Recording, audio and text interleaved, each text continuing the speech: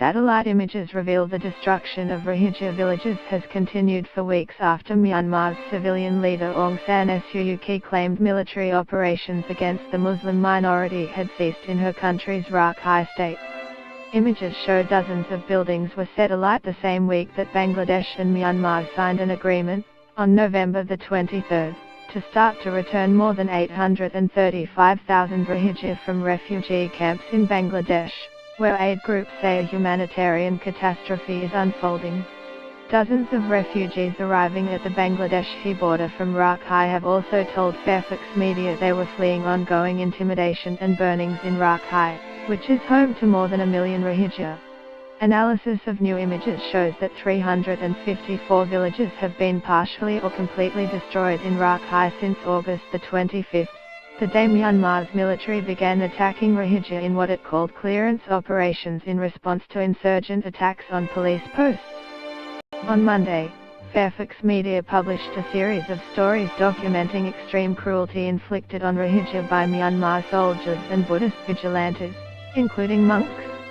In an editorial, Fairfax media described the indiscriminate killing, mass rape and arson in Rakhine as genocide and called on Australia to toughen its position on the crisis, including ending the Australian Defence Force's support to the Myanmar military.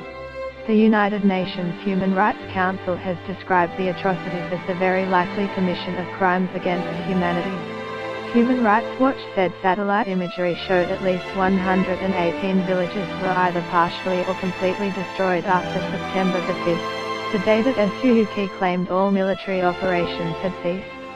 Get the latest news and updates emailed straight to your inbox. By submitting your email you are agreeing to Fairfax Media's terms and conditions and privacy policy. Brad Adams, Human Rights Watch's Asia director, said the Myanmar Army's destruction of villages within days of signing a refugee repatriation agreement with Bangladesh showed that commitments to safe returns were just a public relations stunt. The satellite imagery shows what the Burmese, Myanmar, military denies, that Rohingya villages continue to be destroyed, he said. The aid group Oxfam said in a report released on Monday that refugees in the Bangladesh camps have threatened to take their own lives should they be forced back to Myanmar.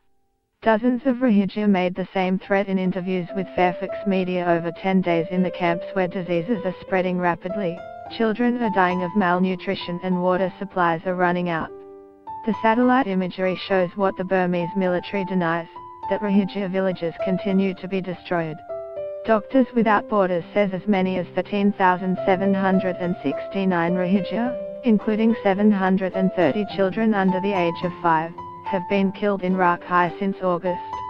The atrocities have forced almost 650,000 Rohingya to flee Rakhine in the largest movement of a civilian population in Asia for decades.